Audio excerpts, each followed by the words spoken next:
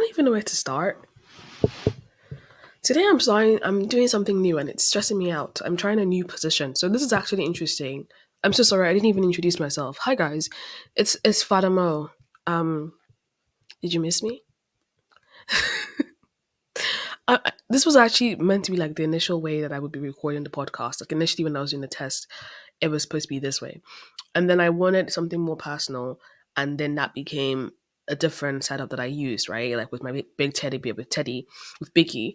Teddy's name is Biggie. Um, but then today I want to talk serious business. And so because I'm talking serious business, it just felt more appropriate to talk my serious business, at a desk so that you people would take me seriously. Um, yeah. I don't know how I feel about the setup yet. I think when I watch it back and then I see how I look, then I might have like opinions. But then for now, I'm just like, you know what? Beggars can't be choosers. Okay, so how has my week been? First of all, I started this morning with an argument. And guess who I was arguing with? My laptop. And what was the bone of our contention? The bone of our contention is this.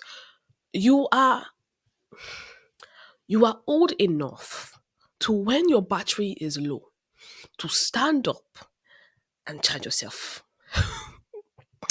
It's like a fucking 2 year old that pisses themselves.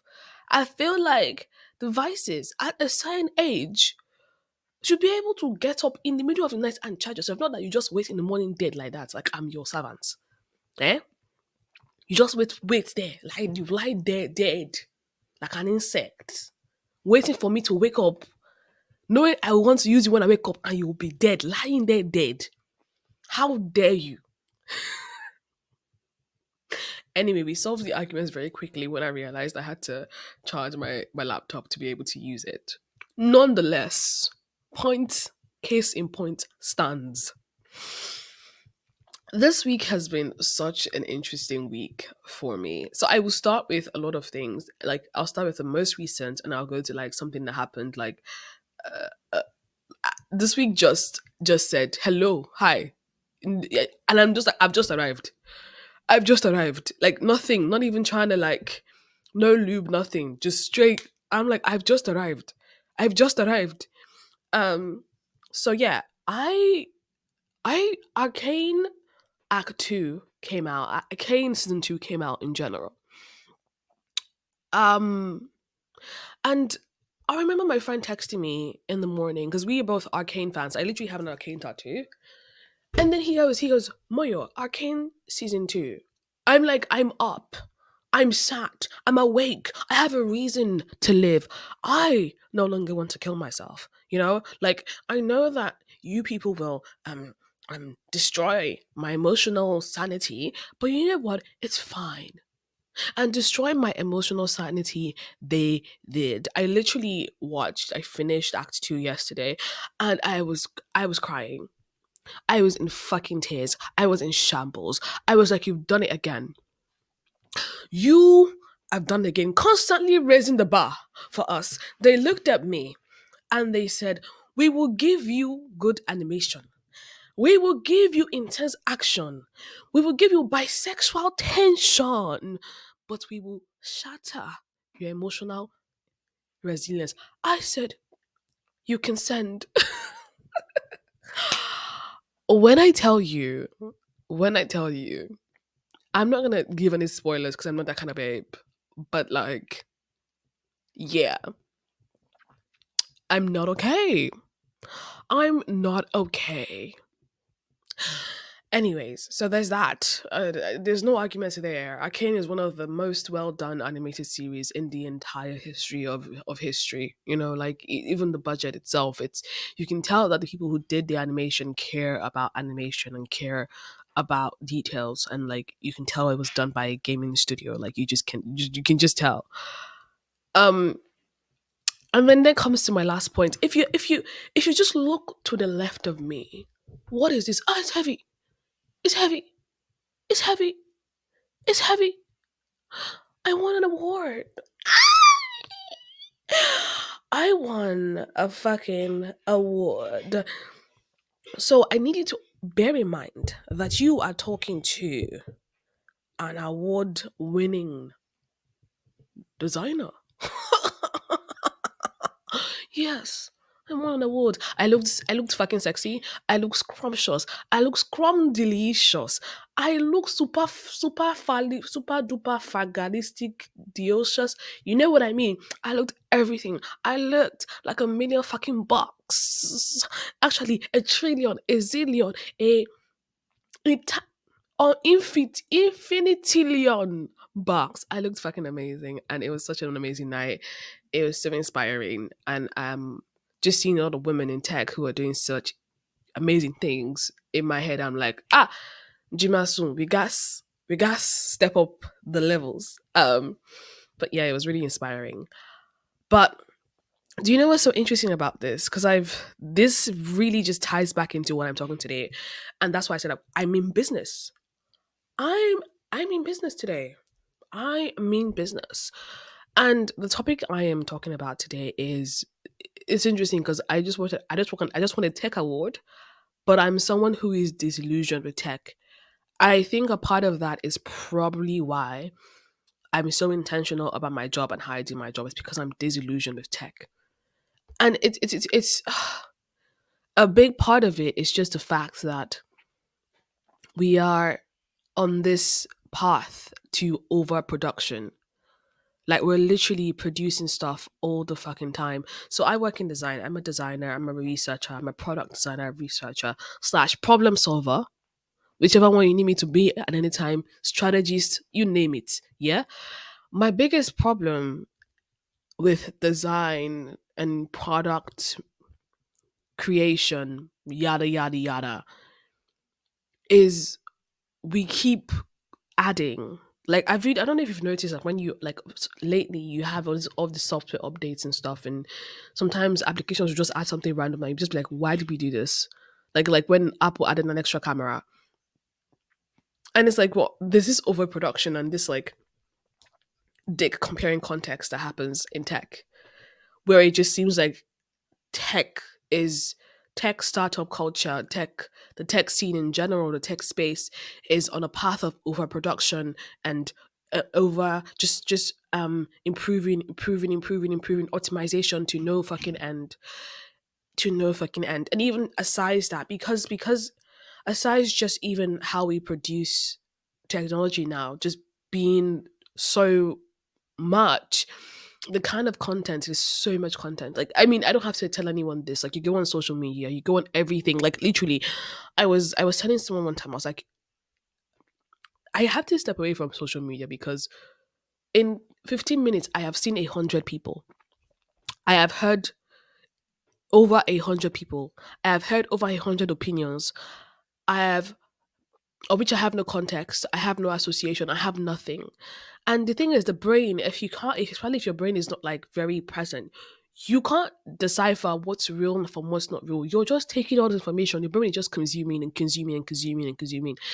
And it's like this bottomless pit. Every time I think about social media, every time I think about just the culture of overproduction that we have, all I think about is that Spirited Away no face scene where there's like a buffet and they're bringing stuff and he's eating his stuff in his face, and it just turns into this weird thing and he's throwing coins and it becomes this weird thing, like this weird disgusting thing where he just consumes them all in the end.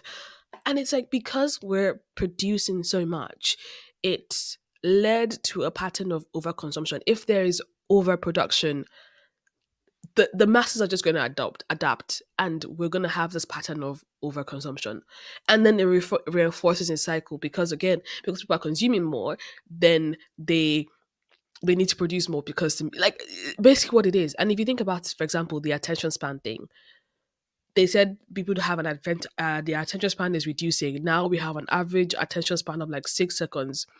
Cool. So everybody starts designing for 6 seconds. After a while, 6 seconds becomes the bare minimum. Not everybody now say, oh, it's 30 seconds. Not everybody starts to design for 3 seconds. Now literally you have to catch people's attention in the first 3 seconds of a video. And that is just insane. And this is what I'm saying. Like we designed for the idea of designing, the idea of tech, the idea of what is being created is very baked into capitalism, which is to keep your time and attention long enough to get money from you. So like even if it's like a doctor says, it's like if you think about it, and I think that's maybe this is where the difference should be, is like designers should be thinking like physicians. Like it shouldn't just be a thing where you're creating because you have to do something. You should also think about it like you're a therapist, like you're a therapist or a physician, you're a tech therapist, you're a tech physician. That's how I see myself. Because like if you actually think about it, right? What are you doing? Like what are you creating all of that for? So because you create something and then they say, oh, it has to be 3 seconds, and so you create that. I made a post on LinkedIn. I was like, I don't think that people want to do don't people don't because obviously there's this don't make me think philosophy in design. I don't agree to that. I don't agree to that because I don't think it's that people don't want to think. I think it's people want to find more effective ways to think. But often what we're doing is robbing people of the decision making power and the ability to think.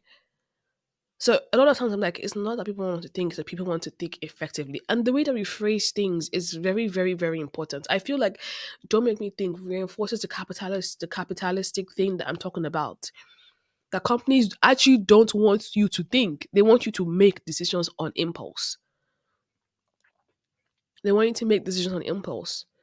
And so when you start thinking about tech for good, what is the line between you're designing something simply for consuming, for getting as much profit as possible, and you're designing something for it to be intentional, for it to be useful, for it to be uplifting, for it to make people better, for it to make people feel better. And I can bet you that a lot of these tech corporations are not thinking about making you feel better. They are thinking about what will make them the most profit. Their name was make them the most profit, even at the detriment of you.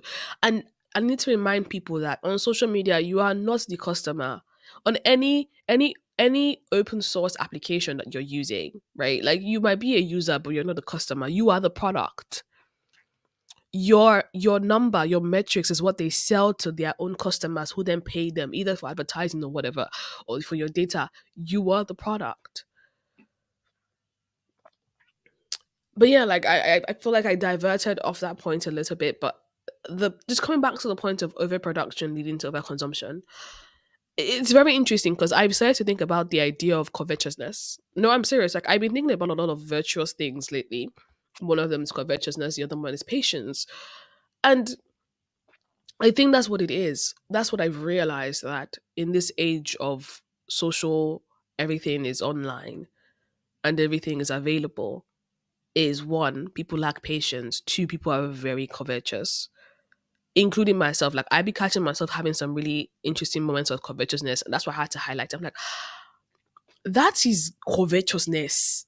Ological coronia. No, really and truly.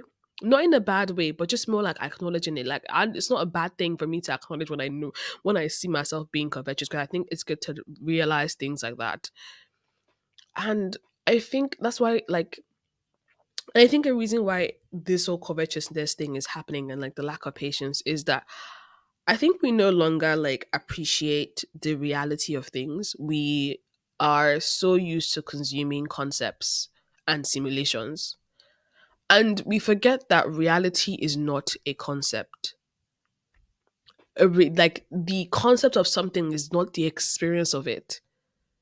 And I'll break down what I mean. So, your social media personality is not you. Your social me what you're seeing of me right now is not me. It is a concept and a simulation of me, right? And what then happens when we have such a ubiquitous simulation and conceptualization of people is people lose touch with the reality of what it is to be that person or what it is to be that thing.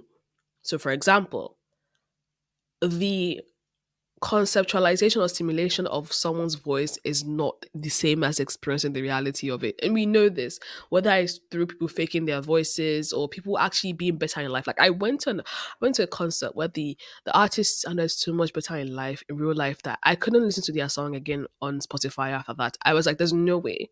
I've heard you sing and I've heard you on Spotify. It's not the same. I've heard you on Instagram. It's not the same. You sound angelic. Like even like think about life experiences. Like That's what made me start to value life experiences, like my experience of seeing, which is I'm not gonna shit on technology. Like technology has allowed us to have access, but what I'm talking about is a need for us to like filter the access that we do and think about it more intentionally, and also be mindful that what you're consuming is a simulation and concept. It's not the reality. Me seeing a waterfall online is not the same as seeing a waterfall in real life. And this is what I'm saying, like, because we have such access to concepts, we don't appreciate the reality. Like back then, a few years ago, like a few people had, because of like, again, things were not so overproduced. It wasn't easy to consume. It took you a longer time to consume. It took you a longer time to get to something. And because of like the longer it took, you kind of had more appreciation and you were more present because you're like, it took me a while to get to this thing. Let me be present. So like, let's say you wanted to go to somewhere like this cathedral. There's this cathedral in like Paris that I heard is so amazing that it's like it's something else. I don't know if I got the location, but it's like yeah. And I've seen some pictures, but I realize and I have to remind myself that the picture of this cathedral is not the reality. There's something about an embodied presence of something. You can smell it, you can feel it, you can like touch it, you can experience it, you can there's something about it when you experience something unfiltered, not the simulation of it. There's something about it. And maybe like everything around us is to some level a simulation. But the way that I like to think about it is like fast food. Yes, like real food isn't as good as it is because it's kind of high on chemicals and stuff. But at least it's better than fast food. It's more nutritious. It has more content. It's more dense. It's more nutritionally dense. And that's what I'm saying. Like the reality of things are more nutritionally dense than the conceptualization and the simulation of them. Just like real food is more nutritionally dense for you physically than the processed food that you see. And so it's like the real experiences you have with people are more dense and more nutritionally dense for you as a person, for your soul, for your mind, for your brain than the simulations and of them. Like I'm not saying like don't have fast food or whatever, but it's also like be conscious. Exactly, it's about filtering, being conscious of what you are consuming mentally and what you're consuming like emotionally. Do you understand? Like, and even like the whole thing about people not appreciating the reality of things, it comes even down to our friends, our friendships, our relationships. I feel like because we have so much, it's crazy how in an era where we have so much access to people, people feel the most alone. Like, can we actually like stop and like talk about that? Can we actually like reflect on that? And it's because again, it comes back to the fact that people are used to consuming concepts and not reality. And so like you literally think that you know your friend because you guys have I'm so again I mentioned it before, but I'm so skeptical about giving people my social media because I feel like sometimes because people feel like they can see you and they have access to you, they feel like they know you because people see what you post and they see how you post, and which again you can use to your advantage to create an image of yourself. But what I'm talking about is the reality of experiencing you. People don't get that seeing someone online, seeing and experiencing someone online is not the reality of them. You can it's crazy how you see someone posting and they'll be going through stuff. We all know this.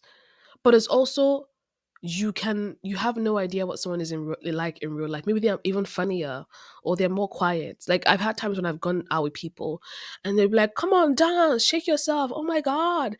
Moyo, I can't wait for you to get loose on the dance floor. It's like I'm waiting for you. And I'm like, I know on social media I have a lot of energy and I'm very bubbly because I'm in my house, within the comfort of my house, or I'm within the comfort of people that I find safe.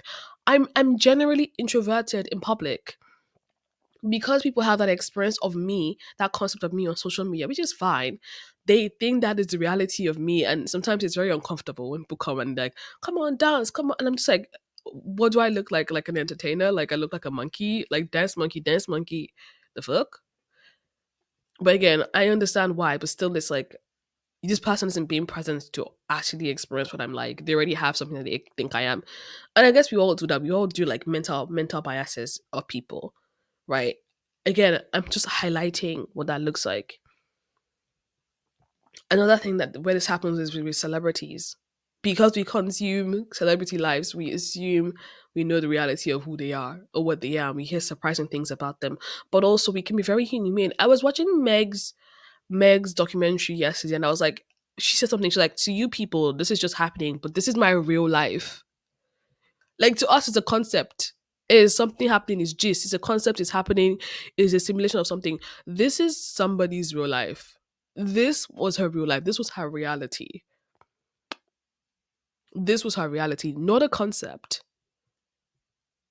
not a simulation. Even though we were seeing like stories about it, this was her real life. And so, like, just coming back to the idea of overproduction and overconsuming, because that's the point, right? That's one point. Is how it affects our conception of reality and experiences of people, and how we think about people, and how that also then leads to covetousness and a lack of patience.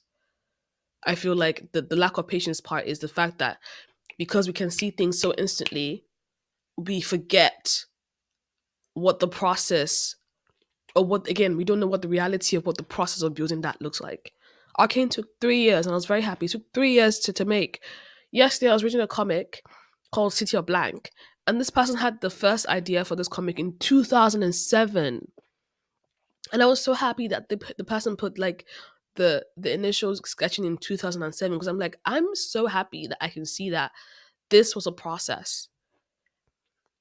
People don't see the process behind things. They think, oh, someone that is doing something, they just happen in like a year or two or three. But this person has been working hard. One thing I like to do when I find anyone that I really find admire, I go down their page just to see their progress, to allow me ground myself in reality. But again, because we get things so fast, we get food so fast, we get everything so fast, we get information so fast, we get very impatient with ourselves, with people, with ourselves, with different things. We expect things to happen immediately. We have a very, social media has warped and stolen our perception of time. Like it's made time just lose its essence. And I'll come to that. I don't want to jump myself because I've got notes. I've got notes. So in my note here, I write that the idea of overproduction also applies to our lives because we see ourselves as commodities. We have a hyper productivity obsession. So again, I think the thing of us consuming so much and seeing everything as a concept also applies to ourselves. Is why a lot of people don't have a sense of self. Is there's, which again I understand, like there's a, everything's a concept, but like there's a level of, is again come back to the idea of like real food versus like a fast food. You know, like we see ourselves as commodities. We see ourselves as things to be consumed.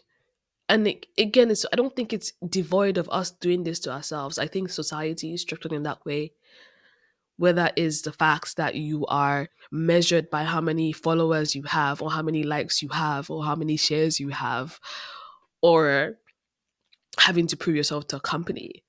We've been commodified.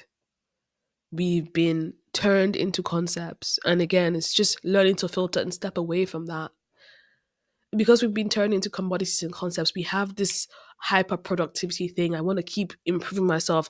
I want to keep improving myself. I need to work on myself. You open, literally sometimes I'm like, listen, I need to take a break, because you scroll through like 10, which again is a reflection of myself, I guess, but you scroll through like 10 videos on TikTok. Is, you are not doing this because of this, you are not doing this, and you used to do this, you need to stop doing this. And it's about improving yourself. Change yourself, fix yourself, optimize, more.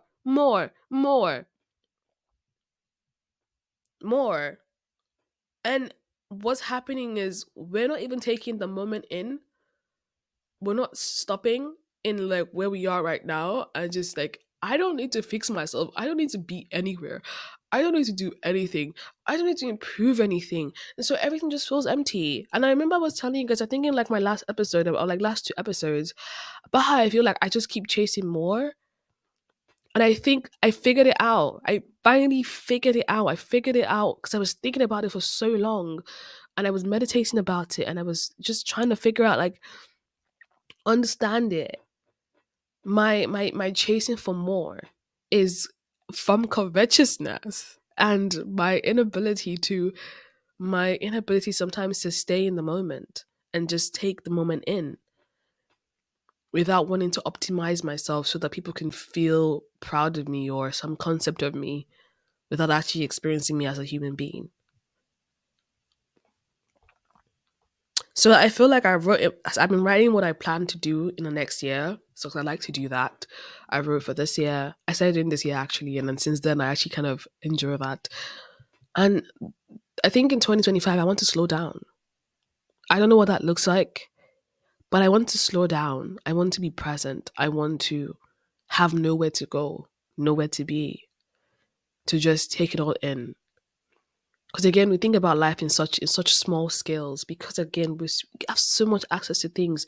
We think about life in such small scale. I remember when I was younger, I used to think about in 1 year, and it's like life is a long scale. You have a lot of time, even though you don't have a lot of time, but you do have a lot of time. So I was watching a video this week. Um, I think that's kind of part of where some of my answers came from, and it was Hazel Ganga. I can't remember the name of the video. But the point of the video was about being in the present moment. And the way to allow yourself be in the present is to linger. I thought I haven't heard the word linger in such a long time. Because and the thing is, even when you think about linger, a lot of times lingering is giving like this very negative connotation, like loitering, for example, liming, which is just staying around places. You get fined for liming, for loitering. Anyways, allowing myself to linger, to stay in a space, having nowhere to be. And I went for a walk and I was trying to meditate on the idea of lingering. And I was trying to think about, my brain was trying to like make connections of it, of trying to break down the concept of lingering so I understand it, right? And I thought, no, maybe like, you know how like when you like somebody, you have a crush on someone, and then it's about time is about to go, and they're about to go, and then you start to like, or like a friend, and then you start to like try to waste time so that they can linger around. I thought that was that. But then as I was walking, I saw a dog on a walk. Like literally as I was thinking about it, I saw a dog on a walk. It's like the universe said, no, that's not what I mean when I say linger. This is what I mean when I say linger. And so the dog was walking, and almost every minute, the dog would just stop randomly and be smelling random things for no apparent reason. The dog would just stop, smell the floor, smell the lamp, smell the post, smell this one, smell that one. Not doing anything, just nose smelling. And I just was in that moment as well, just lingering with the dog. I said, okay, well, me and you are gonna linger together. We're gonna linger together. So I was lingering with the dog. And it was very interesting because the dog would try to linger, and then the owner would like pull the dog away, like, come on, let's go. Let's go somewhere. We're going home. This walk is for you to to not stress me. It's not for you to be just having a good time around in the moment. And it was such a good representation. It was such an accurate depiction of what I want to be and how we should be versus how we've tried to condition ourselves to be. The human paradox. Like to just be like that dog in that moment, stopping to smell the pavements or stopping to smell the flowers, whichever one you think, and lingering there. There's no reason, there's no purpose other than staying in that moment. And not to be that owner who's dragging the dog and saying, let's go, girl. We have a reason of what we're doing. We have a purpose. Duh, duh, duh, duh. And in trying to just break down that concept in my brain just kept doing that. And it was like seeing time as a window. Like when I linger, I see time as a window. And I'm like, in this time window, I'm going to stay in this time window just a little bit more. rather than quantum jumping to the next window.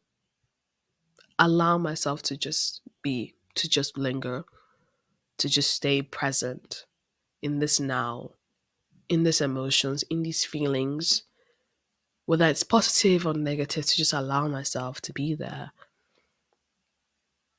just allow myself to linger. So it's very interesting. I find myself coming back to like basic things, covetousness, patience, lingering. like, but yeah. So if there's anything you take away from this, right, is be present, be present, linger around outside of functionality, outside of consuming. Be present in your life, be present with your friends, be present with your loved ones, be present with yourself, be present with all that's around you, and step away. It's okay to step away. It's okay to not consume everything that you see. It's okay to think about, to contemplate how you consume and how you produce and what you're producing. It's okay to decide to not contribute to the noise. Like, it's about intentionality. That's what, because I think when you do things intentionally, they make more sense. They're more enjoyable.